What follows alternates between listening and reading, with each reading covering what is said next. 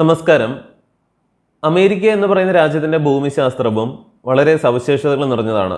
USA ജനങ്ങളിൽ 80% ആളുകളും ജീവിക്കുന്നത് USA കിഴക്കൻ പ്രദേശങ്ങളിലായിട്ടാണ്. ബാക്കി അമേരിക്ക മുഴുവൻ ഏകദേശം ശൂന്യമായിട്ട് കിടക്കുകയാണെന്ന് പറയാം. അതായത് അമേരിക്കയുടെ പടിഞ്ഞാറൻ ഭാഗങ്ങളും അല്ലെങ്കിൽ ഏകദേശം ഒരു മധ്യഭാഗവും എന്നൊക്കെ പറയാവുന്ന സ്ഥലങ്ങളൊക്കെ വലിയ പോപ്പുലേഷൻ ഡെൻസിറ്റി ഒന്നുമില്ല.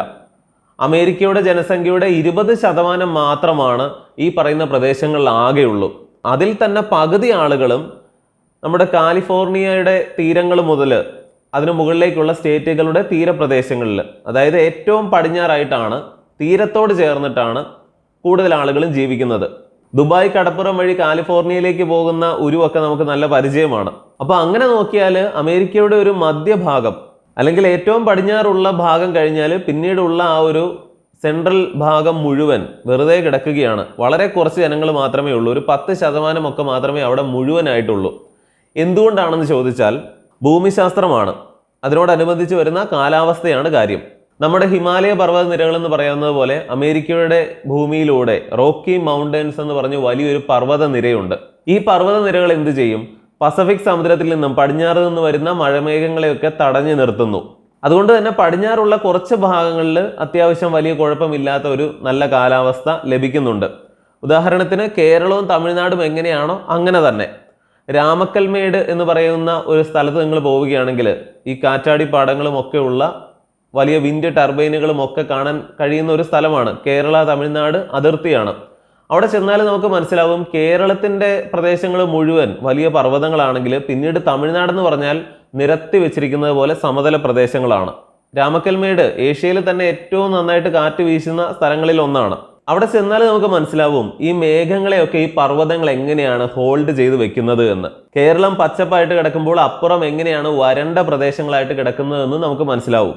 അപ്പോൾ ഈ പറയുന്ന അതേ കാര്യമാണ് ഈ റോക്കി മൗണ്ടൻസ് മൂലം അമേരിക്കയിലും സംഭവിക്കുന്നത്. അപ്പോൾ പടിഞ്ഞാറ് നിന്ന് വരുന്ന മഴമേഘങ്ങളെയൊക്കെ ഈ റോക്കി മൗണ്ടൻസ് തടഞ്ഞു നിർത്തുന്നുണ്ടെങ്കിലും അമേരിക്കയുടെ ഈസ്റ്റേൺ സൈഡും കടൽ തീരമാണെന്ന് നമുക്കറിയാം. അമേരിക്കയുടെ അപ്പുറവും ഇപ്പുറവും തീരപ്രദേശങ്ങളാണ്. USA ഈസ്റ്റ് ഭാഗത്ത് നിന്നും വരുന്ന മഴമേഘങ്ങളെ വേറൊരാൾ അപഹരിച്ചുകൊണ്ട് പോവുകയാണ്. അമേരിക്കയുടെ താഴെ ഗൾഫ് ഓഫ് മെക്സിക്കോ എന്ന് പറയുന്ന കടൽ പ്രദേശമാണ്. അവിടെ നിന്ന് വീശുന്ന കാറ്റ് ഈ മഴമേഘങ്ങളൊക്കെ അമേരിക്കയുടെ ഒരു മധ്യഭാഗത്ത് എത്തുമ്പോഴേക്കും അതിനെല്ലാം കാനഡയുടെ ഭാഗങ്ങളിലേക്ക് കൊണ്ടുപോവുകയാണ്. അങ്ങനെ ചുരുക്കത്തിൽ രണ്ട് ഭാഗത്തു നിന്നും തഴയപ്പെടുന്നതുകൊണ്ട് തന്നെ അമേരിക്കയുടെ ഒരു മധ്യഭാഗം, കൃത്യം മധ്യഭാഗമല്ല, ഈ പോപ്പുലേഷൻ ഡെൻസിറ്റി കുറവുള്ള പടിഞ്ഞാറിനോട് ചേരുന്ന ഒരു മധ്യഭാഗം മുഴുവൻ ഒരു മരുഭൂമി പോലെ തന്നെ കിടക്കുകയാണ്. അവിടെ മഴ തീരെ കുറവാണ്. നമുക്കറിയാം അമേരിക്ക എന്ന് പറയുന്ന രാജ്യത്ത് ഒരുപാട് മരുഭൂമി പ്രദേശങ്ങളുമുണ്ട്. വളരെ തണുപ്പുള്ള സ്ഥലങ്ങൾ അമേരിക്കയിൽ ഉണ്ടെന്ന് പറയുന്നത് പോലെ തന്നെ മരുഭൂമി പോലെ തന്നെ കിടക്കുന്ന സ്ഥലങ്ങളും അമേരിക്കയിലുണ്ട്. അപ്പോൾ അതിനൊക്കെ കാരണം ഇതാണ്. ഈ പറയുന്ന പ്രദേശങ്ങളൊക്കെയാണ് പല കൗബോയ് സിനിമകളിലുമൊക്കെ നമ്മൾ കണ്ട് ശീലിച്ചിട്ടുള്ളത്. അപ്പോൾ ഇന്നും അമേരിക്ക എന്ന് പറയുന്നത് ലോകത്തിലെ ഏറ്റവും വലിയ 3ാമത്തെ അല്ലെങ്കിൽ 4ാമത്തെ രാജ്യമാണ്. ഈ കാര്യത്തിൽ ചൈനയും അമേരിക്കയും തമ്മിൽ തർക്കമുണ്ട്. നമുക്ക് എളുപ്പത്തിന് 3ാമത് അമേരിക്കയെ തന്നെ ആക്കാം. അപ്പോൾ ഇത്രയും വലിയ രാജ്യത്ത് 35 കോടി ജനങ്ങളുണ്ട്. അവരിൽ തന്നെ 80% ഈ പറയുന്ന അത്യാവശ്യം നല്ല കാലാവസ്ഥയുള്ള സ്ഥലങ്ങളിലാണ് ജീവിക്കുന്നത്. ഒരു 20% പടിഞ്ഞാറൻ പ്രദേശങ്ങളിലുള്ളൂ. അതും ഏറ്റവും പടിഞ്ഞാറുള്ള തീരപ്രദേശങ്ങളിലാണ് അതിൽ തന്നെ പകുതിയും. പിന്നെ ഈ പറയുന്ന മധ്യഭാഗത്തുള്ള മരുഭൂമി പോലെയുള്ള സ്ഥലങ്ങളിലൊക്കെ അമേരിക്കയിലെ ഒരു 10% ജനങ്ങൾ മാത്രമാണ് ജീവിക്കുന്നത്. ആ പോപ്പുലേഷനും ന്യൂയോർക്ക് സിറ്റിയിലെ മാത്രം പോപ്പുലേഷനും ഒന്ന് തന്നെയാണ്. അപ്പോൾ ഇതേ കാര്യം ചൈനയ്ക്കും ബാധകമാണ്. ഏകദേശം അമേരിക്കയുടെ അതേ സൈസ് തന്നെയാണ് ചൈനയും. പക്ഷേ അമേരിക്കയുടേതിനേക്കാൾ എത്രയോ അധികം പോപ്പുലേഷൻ ചൈനയ്ക്കുണ്ട്. ഏകദേശം 142 കോടി ജനങ്ങളാണ് ചൈനക്കാരായിട്ടുള്ളത്. പക്ഷേ അതിൽ 90% ആളുകളും ജീവിക്കുന്നത് ചൈനയുടെയും ഈസ്റ്റ് ഭാഗങ്ങളിലായിട്ടാണ്, കിഴക്കൻ ചൈനയിലാണ്. ബാക്കി ചൈന മുഴുവൻ ഇങ്ങനെ വെറുതെ തരിശായി കിടക്കുകയാണെന്ന് പറയാം. ഇന്ത്യയുമായിട്ടൊക്കെ അതിർത്തി പങ്കിടുന്ന ചൈനീസ് പ്രദേശങ്ങളിലൊന്നും ആരും തന്നെ ഇല്ല എന്ന് പറയാം. വളരെ ജനങ്ങൾ കുറവാണ്. അതെന്തുകൊണ്ടെന്ന് ചോദിച്ചാലും ഈ പറയുന്നത് പോലെ തന്നെയുള്ള ഭൂമിശാസ്ത്രപരമായ കാര്യങ്ങളാണ്. നല്ല കാലാവസ്ഥയുള്ള, ജലത്തിൻ്റെ ലഭ്യതയുള്ള, കൃഷി ചെയ്യാൻ അനുയോജ്യമായ സമതല പ്രദേശങ്ങളുള്ള, മഴ ലഭിക്കുന്ന, പുഴകളുള്ള ഇങ്ങനെയുള്ള പ്രദേശങ്ങളിലാണ് ചൈനയിലെയും ഭൂരിഭാഗം പോപ്പുലേഷനും ഉള്ളത്.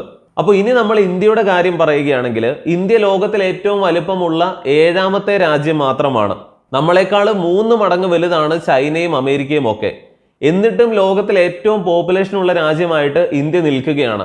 രാജസ്ഥാൻ പോലെയുള്ള സംസ്ഥാനങ്ങളിലെ മരുഭൂമി പ്രദേശങ്ങളും അല്ലെങ്കിൽ നോർത്ത് ഈസ്റ്റ് സ്റ്റേറ്റുകളിലെ ദുർഘടമായ ഭൂപ്രകൃതിയും കാശ്മീർ പോലെയുള്ള പ്രദേശങ്ങളിലുള്ള കഠിനമായ കാലാവസ്ഥയും ഒക്കെ ഇന്ത്യയിലെയും പല പ്രദേശങ്ങളെയും അത്ര സുഖകരമല്ലാത്ത, മനുഷ്യർക്ക് ഒരുപാട് ജീവിക്കാൻ സാധിക്കാത്ത പ്രദേശങ്ങളാക്കി മാറ്റുന്നുണ്ടെങ്കിലും ഇന്ത്യയിലെ മറ്റെല്ലായിടത്തുമൊക്കെ തന്നെ ഏകദേശം മനുഷ്യർക്ക് ജീവിക്കാൻ ഏറ്റവും അനുയോജ്യമായ പ്രദേശങ്ങളാണ്. അതിന് ഏറ്റവും നല്ല ഉദാഹരണം നമ്മുടെ കേരളവും ഉത്തർപ്രദേശും ഒക്കെയാണ്. ഉത്തർപ്രദേശിലെ പോപ്പുലേഷൻ ഏകദേശം 23 കോടിയാണെന്ന് ഓർക്കുക. കേരളം ഇത്രയും ചെറിയൊരു സ്റ്റേറ്റ് ആയിട്ട് ഇവിടെ 3.5 കോടിയോളം ജനങ്ങളുണ്ട്. അപ്പോൾ ഇത് എന്തുകൊണ്ടാണ്? ഭൂമിശാസ്ത്രപരമായി പല കാര്യങ്ങളും അനുകൂലമായി വന്നതുകൊണ്ടും നല്ല കാലാവസ്ഥ ഉള്ളതും ഒക്കെയാണ് കാരണം. അങ്ങനെയുള്ള ഇന്ത്യയിൽ തന്നെ ഏറ്റവും മെച്ചപ്പെട്ട ഒരു സ്ഥലമാണ് കേരളം എന്ന് പറയുമ്പോൾ നമ്മളൊക്കെ എത്ര നല്ല ഒരു സ്ഥലത്താണ് ജീവിക്കുന്നത് എന്ന് ഓർക്കുക. ഇവിടെ ഉള്ള ആളുകളുടെ കയ്യിലിരിപ്പ് ഒരിത്തിരി മോശമാണെങ്കിലേ ഉള്ളൂ എന്ന് കരുതി കേരളം അത്ര സുന്ദരമാണെന്നല്ല. ഇപ്പൊ തമിഴ്നാട്ടിലൂടെ നമ്മളൊന്ന് വണ്ടി ഓടിക്കുകയാണെങ്കിൽ നമുക്ക് മനസ്സിലാവും സമതല പ്രദേശങ്ങളുടെ ഗുണം എന്ത് എന്നുള്ളത്. കേരളത്തിലെ സമതല പ്രദേശങ്ങൾ തീരെ കുറവാണ്. നല്ലൊരു ഭാഗം തീരപ്രദേശങ്ങൾ, ഒരല്പം സമതല പ്രദേശങ്ങൾ, പിന്നെ മുഴുവൻ പർവ്വത പ്രദേശങ്ങളാണ്. മുമ്പ് നമ്മൾ അമേരിക്കയിലെ റോക്കി മൗണ്ടൻസ് എന്താണ് ചെയ്യുന്നത് എന്ന് പറഞ്ഞു. എന്ന് പറയുന്നത് പോലെ ഈ മഴമേഘങ്ങളെയൊക്കെ തടഞ്ഞു നിർത്തി കേരളത്തിൽ ഉടനീളം മഴ പെയ്യ്ക്കുന്നു. അങ്ങനെ 44ഓളം നദികൾ കേരളത്തിലെ തലങ്ങും വിലങ്ങും ഒഴുകുന്നു. നമ്മുടെ പെരിയാറിലെ ജലം കൊണ്ട് മാത്രമാണ് കമ്പം, തേനി പോലെയുള്ള പ്രദേശങ്ങളൊക്കെ ഉൾപ്പെടെ വലിയൊരു പ്രദേശം തമിഴ്നാട് കൃഷി ചെയ്യുന്നത്. പക്ഷെ നമ്മൾ ഈ നദികളെ ജലഗതാഗതത്തിന് പോലും കാര്യമായിട്ട് ഇപ്പോഴും ഉപയോഗിക്കുന്നില്ല. ഈ പോപ്പുലേഷൻ തന്നെയാണ് നമ്മുടെ ഒരു ബാധ്യത എന്നൊക്കെ പറയാമെങ്കിൽ പോലും ഏതോ സിനിമയിൽ പറഞ്ഞതുപോലെ സ്വർണത്തിന്റെ പെട്ടി അവർ ചില്ലറക്കാശിടാൻ വെച്ചിരിക്കുകയാണെന്ന് പറയുന്നത് പോലെയാണ് ഇത്രയും പോപ്പുലേഷൻ ഇവിടെ ഉണ്ട്. ഇതൊന്ന് ക്രിയാത്മകമായി ഉപയോഗിച്ചു കഴിഞ്ഞാൽ വർഷങ്ങൾ കൊണ്ട് ഇന്ത്യ മാറി മറിയാവുന്നതേ ഉള്ളൂ. ചൈനയ്ക്കുള്ള അതേ ഒരു അഡ്വാൻറ്റേജ് ഇന്ത്യക്ക് ഇപ്പോഴും ഉണ്ട്. പക്ഷെ നമ്മളത് കൃത്യമായിട്ട് ഉപയോഗിക്കുന്നില്ല. ചൈനക്കാരത് ഉപയോഗിച്ചു, അത്രേ വ്യത്യാസമുള്ളൂ. ഒരു 2D മാപ്പില് അമേരിക്ക ഒരു ഭാഗത്തും റഷ്യ മറ്റേ ഭാഗത്തുമായിട്ടാണ് കാണുക. എന്നാൽ ഗ്ലോബ് എടുത്ത് നോക്കിയാലോ, അമേരിക്കയിലെ അലാസ്കയും റഷ്യയുടെ മറ്റൊരറ്റവും വളരെ അടുത്താണ് കിടക്കുന്നത്. ഇതിനിടയിൽ ഒരു കടൽ പ്രദേശമാണ്, ബെറിങ് സ്ട്രെയിറ്റ് എന്നാണ് പറയുന്നത്. അപ്പൊ ഇത് നോക്കിയിട്ട് ഇപ്പൊ ഗ്ലോബിൽ അത് എടുത്ത് നോക്കിയിട്ട് ചിലര് ശരിയാണല്ലോ റഷ്യ അമേരിക്ക അടുത്തടുത്താണ് കിടക്കുന്നതെന്ന് ചോദിച്ചാൽ അല്ല. ആ ലാൻഡ് ഏരിയകൾ തമ്മിൽ ഒരു 80 കിലോമീറ്റർ 100 കിലോമീറ്റർ ഒക്കെ ദൂരമുണ്ട്. അതുപോലും ഒരു ചെറിയ ദൂരമാണ്. കാരണം റഷ്യ പോലെ ലോകത്തിലെ ഏറ്റവും വലിയ രാജ്യവും അമേരിക്കയും തമ്മിൽ ഇത്രയും അകലമുള്ളൂ എന്നുള്ളത് രസകരമായ ഒരു കാര്യം തന്നെയാണ്. പക്ഷേ ഈ കടലിന്റെ ഭാഗത്തും വേറൊരു കാര്യമുണ്ട്. അവിടെ കൃത്യം മധ്യഭാഗത്തായിട്ട് 2 ഐലൻഡുകളുണ്ട്. അതിൽ ഒരു ഐലൻഡ് റഷ്യയുടെയും മറ്റൊരു ഐലൻഡ് അമേരിക്കയുടേതുമാണ്. ഈ ഐലൻഡുകൾ തമ്മിലുള്ള ദൂരം എന്ന് പറഞ്ഞാൽ വെറും 4 കിലോമീറ്ററുമാണ്. അപ്പൊ അങ്ങനെ നോക്കിയാൽ റഷ്യയിൽ നിന്ന് അമേരിക്കയിലേക്കുള്ള ദൂരം 4 കിലോമീറ്ററേ ഉള്ളൂ ഏറ്റവും കുറഞ്ഞത് എന്ന് പറഞ്ഞാൽ അത് ശരിയാണ്. ഇനി ഇതിലെ നിങ്ങൾക്ക് പോകണമെങ്കിൽ ബോട്ടിൽ പോകണമെന്നാണ് ചിന്തിക്കുന്നതെങ്കിൽ അങ്ങനെയൊന്നുമില്ല.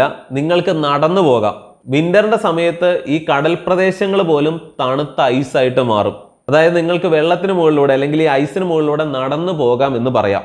അങ്ങനെയാണ് പലരും ഒരു സാഹസിക യാത്ര പോലെ റഷ്യയിൽ നിന്ന് അമേരിക്കയിലേക്കും അമേരിക്കയിലേക്ക് റഷ്യയിലേക്കും ഒക്കെ നടന്നു പോകുന്നത്. ഒരുപാട് ദൂരവും നടക്കണ്ട, ഒരു 4 കിലോമീറ്റർ നടന്നാൽ മതി. നിങ്ങൾ റഷ്യയിൽ നിന്ന് അമേരിക്കയിലേക്കും അല്ലെങ്കിൽ തിരിച്ചും എത്തും. അപ്പോൾ ഇത് നല്ല എളുപ്പമുള്ള കാര്യമായിരിക്കും. എത്രയോ പേരിങ്ങനെ പോയിട്ടുണ്ടാകുമെന്ന് ചോദിച്ചാൽ വെറും 8 പേര് മാത്രമാണ് ഇങ്ങനെ യാത്ര ചെയ്തിട്ടുള്ളത്. അത്ര വലിയ അപകടം നിറഞ്ഞ കാര്യമാണ്. ഒന്ന് ചിന്തിച്ചു നോക്കുക. നിങ്ങളിങ്ങനെ പോകുമ്പോൾ ഒരു ഐസ് പാളി താർന്ന് താഴോട്ട് പോയാൽ എന്ത് ചെയ്യും? എവിടെയാണ് നിങ്ങൾ നിൽക്കുന്നത്? രക്ഷപ്പെടാനുള്ള ചാൻസ് വളരെ കുറവാണ്. അതാണ് ഏറ്റവും ഡേഞ്ചർ ആയിട്ടുള്ള ഒരു യാത്ര എന്ന് ഇതിനെ വിശേഷിപ്പിക്കുന്നത്. 4000ഓളം പേര് എവറസ്റ്റ് കയറാൻ ശ്രമിച്ചിട്ടുണ്ട്. 2000 പേര് ഇംഗ്ലീഷ് ചാനലിൽ നീന്തി റെക്കോർഡ് സ്ഥാപിച്ചിട്ടുണ്ട്. 500ഓളം പേര് സ്പേസിൽ പോയിട്ടുണ്ട്. പക്ഷെ 8 പേരാണ് ഇങ്ങനെ യാത്ര ചെയ്തിട്ടുള്ളത്. അപ്പോൾ ഇത് എത്ര അപകടമാണെന്ന് ഒന്ന് ചിന്തിച്ചാൽ മതി. അപ്പോൾ എന്തൊക്കെയാണെങ്കിലും ഇന്നത്തെ വീഡിയോയെ കുറിച്ചുള്ള നിങ്ങളുടെ എല്ലാ അഭിപ്രായങ്ങളും വിമർശനങ്ങളും നിർദ്ദേശങ്ങളും സംശയങ്ങളും ഒക്കെ അറിയിക്കണം. മറ്റൊരു വീഡിയോയിൽ വീണ്ടും വരാം. നന്ദി, നമസ്കാരം.